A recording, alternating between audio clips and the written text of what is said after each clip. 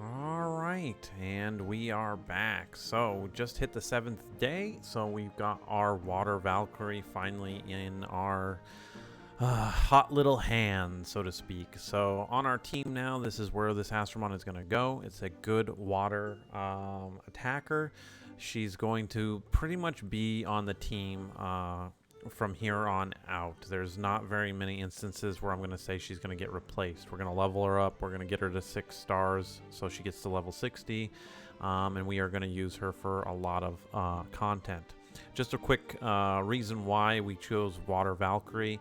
Again, 5-star Astromon are the highest in the game. Therefore, she's going to have very high stats. We can kind of come over here. I can show you why on this, because we can look at the statistics here.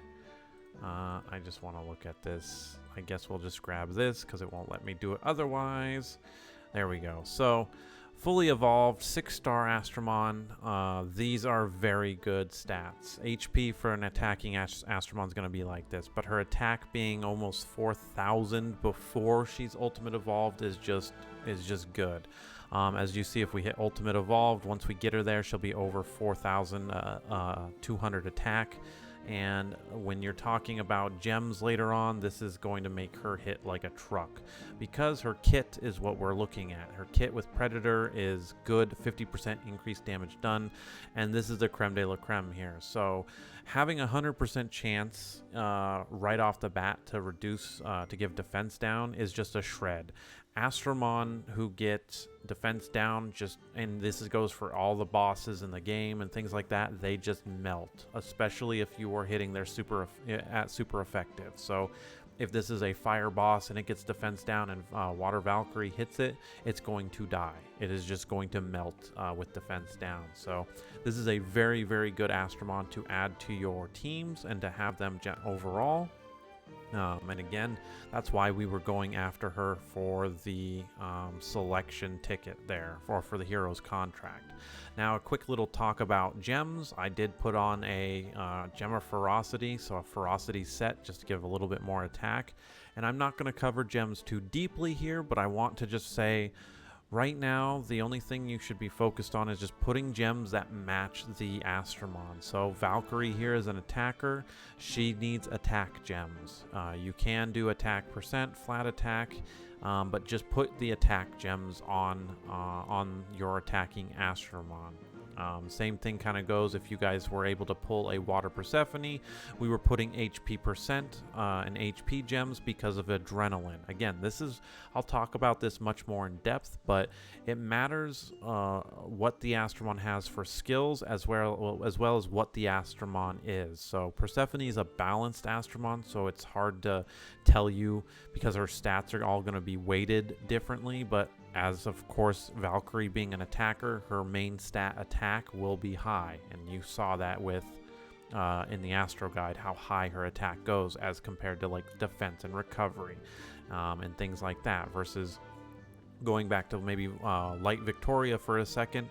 When she hits max level, max evolution, her defense stat will be the highest stat over attack and recovery, and her, not necessarily HP, but you guys understand why. So that's why you got to pay attention not only to what the Astromon is, but also to their kit and see how your gems can affect what they are doing. So again, bringing up Persephone, the higher her HP, the better the more she heals, the more she survives, etc., etc. So that's a quick little tidbit about gemming on here.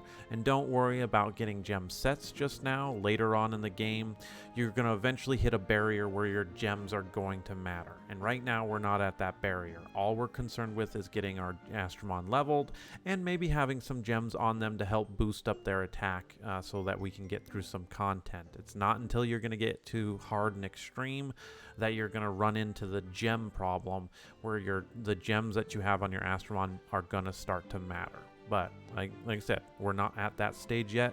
We just got our Water Valkyrie. We need to get her leveled, and we need to also start thinking about how we're going to Evolution 3 her, because this is an Astromon that I use in my Champions League videos that you guys see all the time. and whatnot. And that's not even talking about Water Persephone and eventually, hopefully, getting her there. But now let's jump into our light and dark ticket. So eventually, with the new user's benefit, you'll hit day 7 and you'll get this light and dark Astromon selection ticket. This one's a hard one to go through because there are a lot of good Astromon on here, and since we only get to pick one, this is a very much a good topic for debate among other veteran players who maybe watch this video to double check me and whatnot. But just know I'm making decisions based off of how I play the game, and what's important for you guys as newer players to kind of farm out first, because you need to have a good farming team, and there's not just one Astromon. You don't have one Astromon right now, like let's say a Dark Persephone, to be able to just go an extreme solo and one-shot everything. You guys have to build up the account. And so trying to tell you, okay, for instance, take a Light Yuki. Light Yuki's not going to be she's unfortunately not a wave clearer in the sense. Yes, she's a good attacker. I love both my Light Yukis that I have. She has good crowd control. She can be made to be a wave clearer, but there are better Astromon that will help you in the long run farm out content than immediately picking her. But as a start here, I will kind of cover, maybe 4 of these to go as far as good starting Astromon to have on here. So I've already just talked about Light Yuki. She is a good Astromon to pick. Again, she is a staple that you will use, especially in PvP. Shock is a very good ability, and she has a super evolution, which just boosts her stats even more. So she is definitely a good pick as far as a light Astromon on this ticket. Another Astromon I would go down and look at is 100% would be Hanahime. So light Hanahime. This Astromon, as far as healers are concerned, is a god tier healer, and the reason why is for her shield. Grants a shield to allies proportional to her own max HP. My light Hanahime has over 160,000 HP and puts up a shield.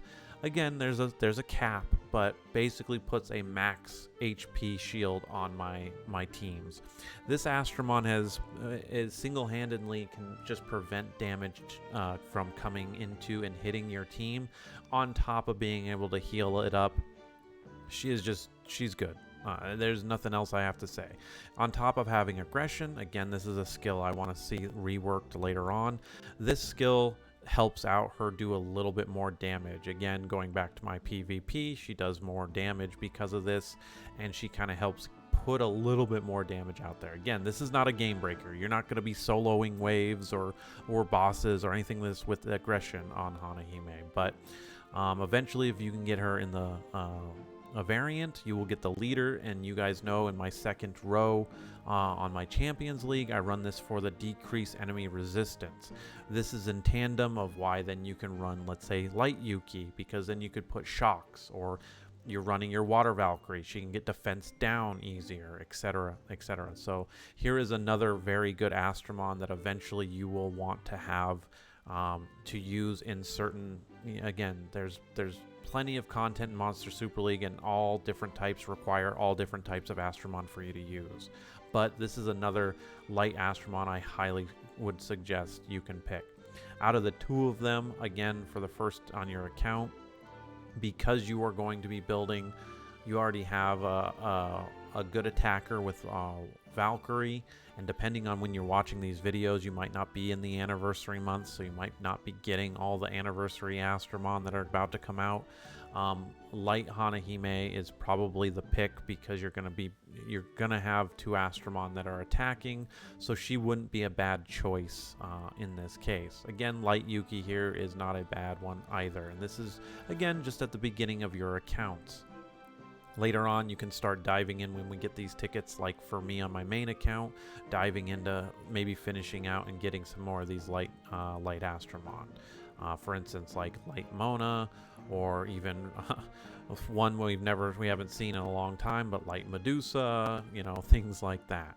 But those are the 2 light Astromon I will say off the bat, not to make this video, drag on, because again, I'm not going to go through every single Astromon on here. We used to have to go here to get your Dark Mona, but now we have Dark Mona, so we can skip over her. Notable mention in this selection ticket is Dark Yuki. Dark Yuki with SP Siphon and then Sap. Again, you guys see me use her in PvP. However, this skill does go over to PvE as well. This works on bosses, so you can prevent a boss from actually getting their special ability up too with this. So this is a very good one. She is definitely another good choice on this ticket. Not my priority, I would say, but she is definitely a good one.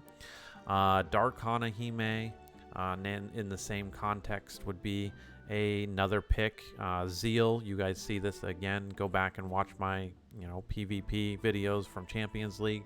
This is actually really good. An aggression defense, so this Astromon is a defender, so she can take a hit on top of being able to heal. So she's another good one on here. Outside of that, a lot of these Dark Astromon are not...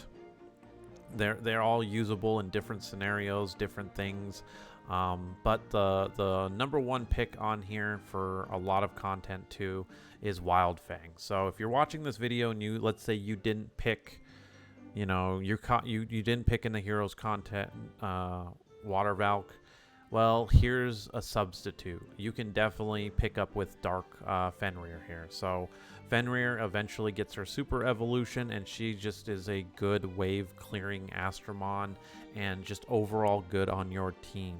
I am going to probably be picking this Astromon just because eventually when you super evolve her too, the damage output is on par with a 5-star Astromon, and that's largely due to her kit.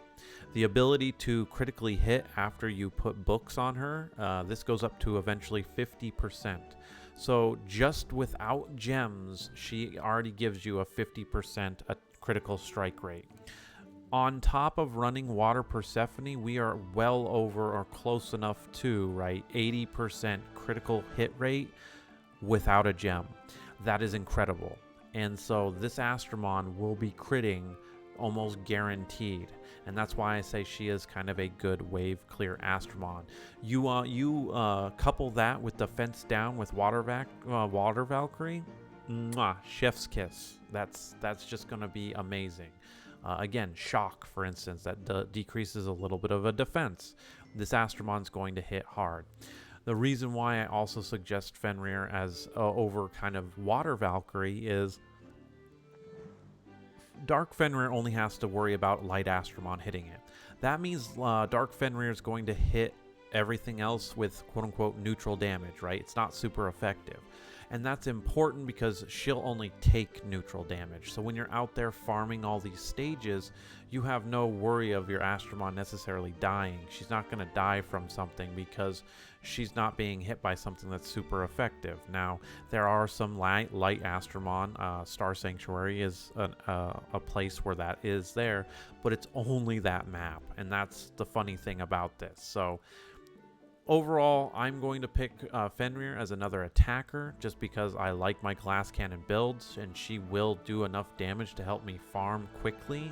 The faster you farm, the faster you get gems, the faster you get gold, the faster you get everything else in this game. And when you're playing a game that demands so much time, you need to be clearing things quickly.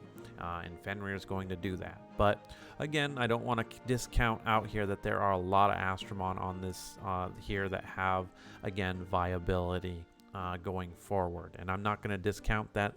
Again, I do have my own opinion about what I'm going to choose, and that's kind of why I covered some of the extras here. So again, Light Yuki, Light Hanahime are definitely good choices. Light Seirin, I can even say, is a good one here, but if I had to pick between Light Seirin and Hanahime, I pick Hanahime every single time. Light Seirin is really only one I would go into, but these are 2 healing Astromon, which you might want for your team. So those are the 3 lights, and then again, looking at it, I'm going to pick Dark Fenrir here, but Dark Hanahime wouldn't be bad. Even Dark Seirin, I believe, is not bad with her Adrenaline too, but Dark Fenrir is the choice for me. Like Dark Yuki here, Dark Hanahime, Even Dark Cura, I think a lot of people have talked about. She's not too bad as well. And this is another healing Astromon. But I'm going to grab Fenrir, and that's what we're going to get.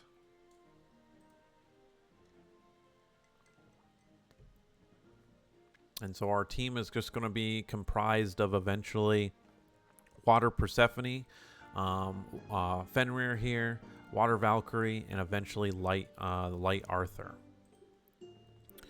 So we'll get these going.